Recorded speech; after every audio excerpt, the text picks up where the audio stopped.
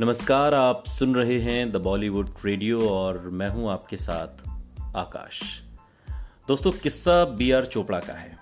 B R Chopra के मन में अब भी कहीं फिल्म मेकर बनने का ख्वाब पनप रहा था। दिल्ली से बोरिया बस्ता बांधकर बंबई पहुंचे और वहां लाहौर के कुछ दोस्त पहले से थे। एक नई फिल्म की शुरुआत हुई और नाम करवट। फिल्म सुपर फ्लॉप रही। सो अब क्या करते, इधर उधर कहानियां लेकर घुमा करते। फिल्म में कोई पैसा लगाने को तैयार नहीं था और ऐसे में उनकी मुलाकात हुई प्रोड्यूसर शादीलाल हांडा से। उन्होंने चोपड़ा से पूछा, यार चोपड़ा, तू कर क्या रहा है? बी आर ने कहा कि क्या करूं, बेकार आदमी हूं।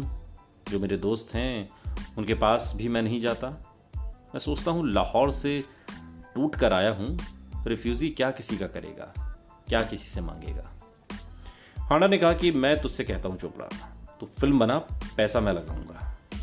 चोपड़ा ने कहा, सोच कर लगाना, मेरे पास वापस करने को कुछ नहीं है। चोपड़ा ने स्टोरी सुनाई। हांडा को बेहद पसंद आई। चोपड़ा पूछ बैठे, लोग तो कहते हैं स्टोरी आज के मतलब की नहीं है। मैं ठहरा एक जर्नलिस्ट। मैं चाहता हूं कोई ऐसी फिल्म बनाऊं जिसमें समाज का कुछ लेन देन हो, पर लोग कहते हैं ये बेकार कहानी है।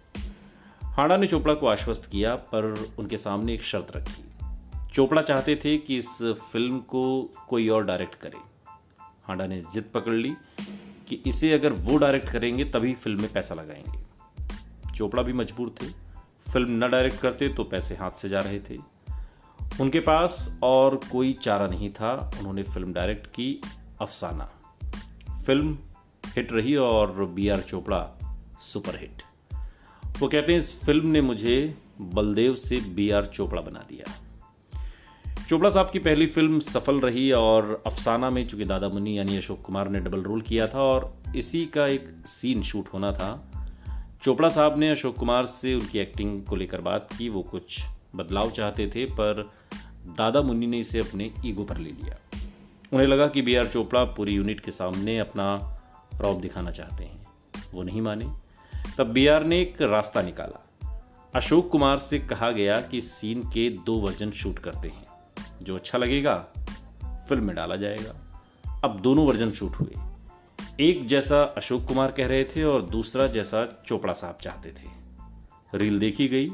खुद अशोक कुमार को चोपड़ा वाला वर्जन ज़्यादा अच्छा लगा और फिर उन्होंने माफ़ी मांगते हुए कहा, चोपड़ा तुम अब जैसा कहोगे आगे से वैसा ही करूँगा। और एक किस्सा और है। किस्सा मोहम्मद रफ़ी को लेकर है कि शुरुआती दिनों से रफ़ी साहब बी आर चोपड़ा की फिल्मों में आवाज़ दिया करते थे। उदाहरण के लिए नया दौर। पर बाद के दिनों में कुछ ऐसा हुआ कि मोहम्मद रफ़ी को यश चोपड़ा से अलग होना पड़ा। कहते हैं कि चोपड़ा ने एक बार रफ़ी साहब से कहा, अब आप सिर्फ बी आर फिल्म्स के लिए ही गाने गाएंगे। रफ़ी साहब ने साफ तौर पर इनकार कर दिया। उन्होंने कहा, आप मुझे बांध नहीं सकते। यह आवाज़ ऊपर वाले की देन है। जो बुलाएगा उसकी फिल्म में गाऊंगा। बी आर चोपड़ा ने यह बात दिल पर ले ली। अब तुम्हें मेरी किसी फिल्म में गाने का मौका नहीं मिलेगा। साथ ही दूसरे प्रोड्यूसर से भी रफ़ी को काम देने से मना करने के लिए कह दिया और बोले, मैं दूसरा मोहम्मद रफ़ी पैदा कर दूंगा। उन्होंने कोशिश भी की। महेंद्र कपूर को उनके बरक्स खड़ा करने का पूरा एक प्लान बनाया गया। रफ़ी साहब को टक्कर देना तो मामूली बात थी नहीं, पर बी आर चोपड़ा और रफ़ी साहब के झगड़े का महेंद्र कपूर को फ़ायदा मिल गया। उन्होंने बी आर फिल्म्स के लिए खूब गाने गाए। उनका करियर जमकर चमका। संगीतकार रवि ने चोपड़ा साहब के साथ कई फिल्में की। वो रफ़ी साहब को बहुत पसंद करते थे। वो चाहते थे कि रफ़ी साहब लौटें, पर चोपड़ा अड़े रहते। कई सालों के बाद यश चोपड़ा ने एक फिल्म बनाई, वक्त। उन्होंने अपने भाई को मनाया। बी आर चोपड़ा माने और रफ़ी साहब ने उस फिल्म में गाना गाया।